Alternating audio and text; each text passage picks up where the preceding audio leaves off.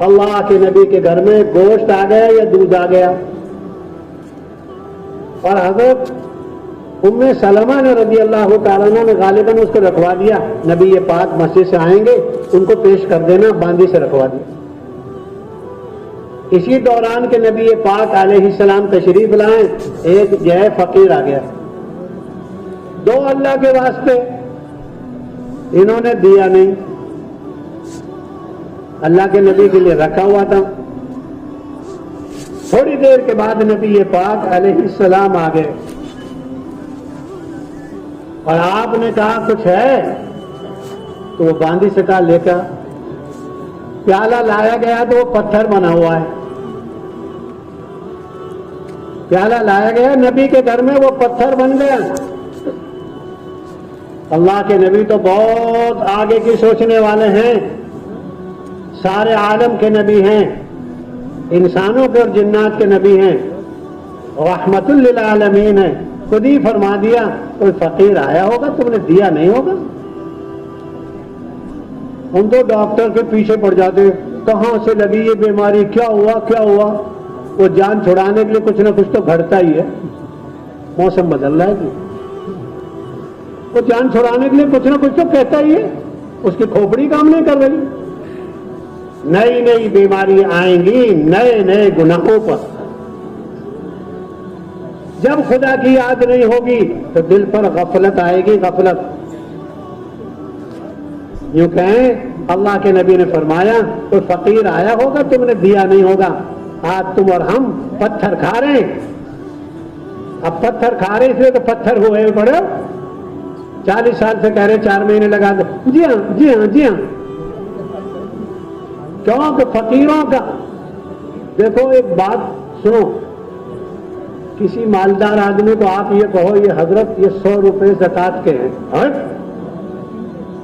میں زکوٰۃ کے قابل ہوں، پھاڑ دے گا پھٹ جائے گا، مار دے گا مر جائے گا۔ آپ ایک سیٹھ صاحب کو کہو یہ 100 روپے زکوٰۃ کے ہیں آپ ذرا لے لیجیے،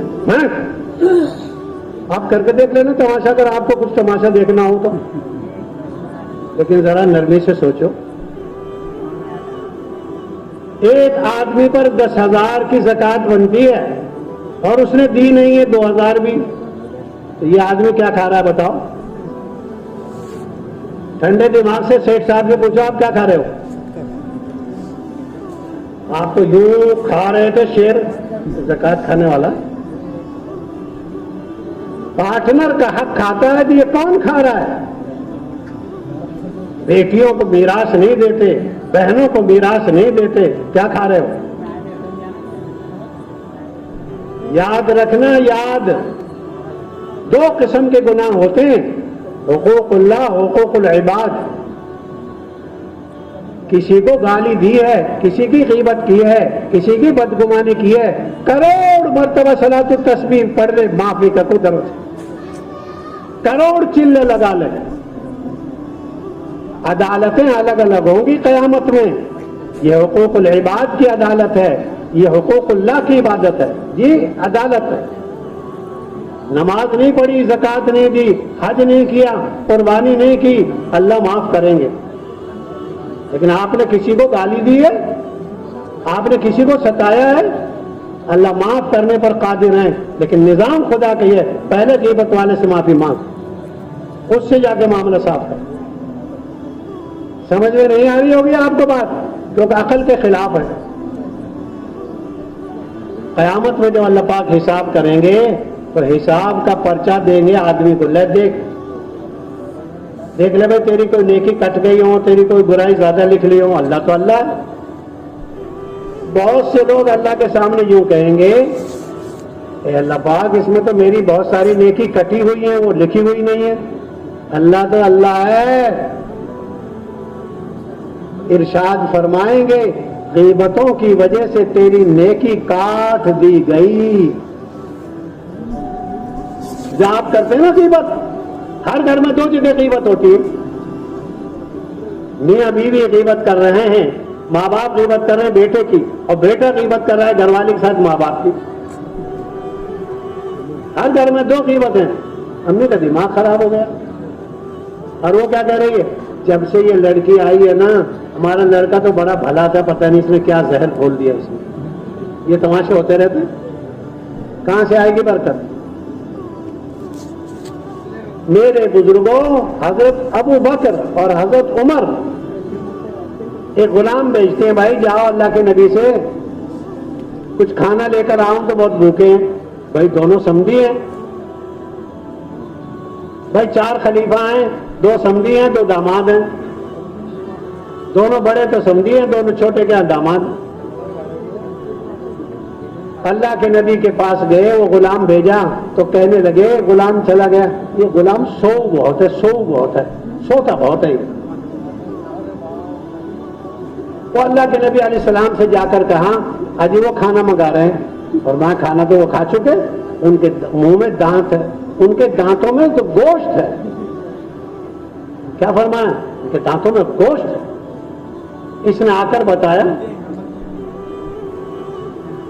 کر بتایا دانتوں میں گوشت ہے، غیبت کا۔ وہ آپ نے پڑھا نا فضائل اعمال میں، فضائل رمضان میں 2 عورتوں کو جو ہے روزہ رکھنے کا موقع ملا، دونوں مرنے کے قریب ہو گئی، اللہ کے نبی نے پیالہ بھجوایا، طے کرو، کھایا ہوا تازہ گوشت نکل رہا ہے، غیبت۔ اور ہم کیا کہتے ہیں؟ ارے خان صاحب یہ کیا کہتے ہیں؟ ارے میں سچ کہہ رہا ہوں، سچ کہہ رہے ہو جبھی تو غیبت ہے، اور اگر وہ گناہ نہیں ہے پھر کہہ رہے تو یہ تو بہتان ہے۔ یہ امام صاحب بڑا بیکار آدمی ہے، اسی کے پیچھے نماز پڑھتا، اسی کی غیبت کرتا،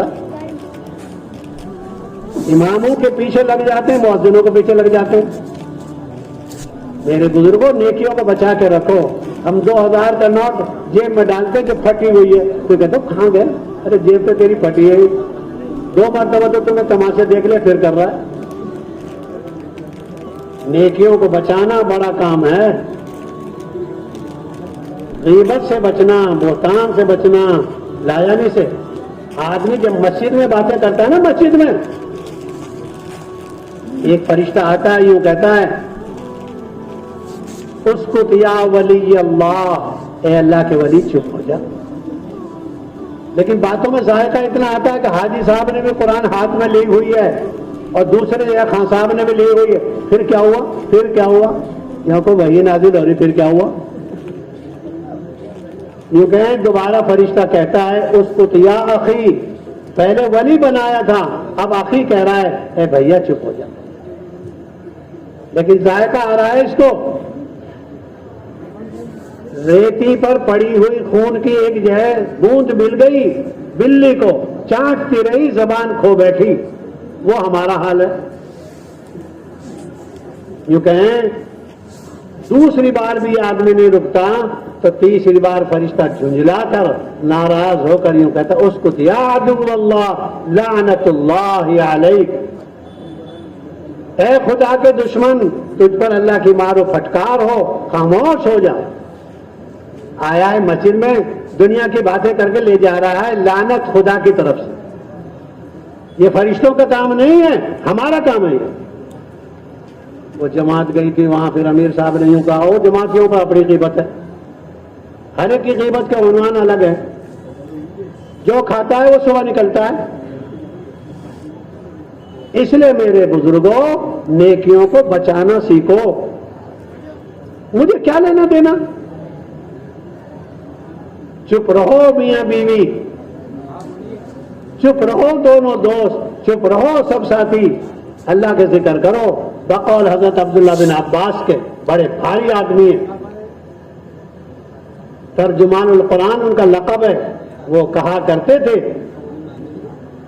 اللہ کا ذکر تو شفا ہے، وذکر الناس داء، اور لوگوں کا تذکرہ کرنا یہ بیماری ہے، بیماری۔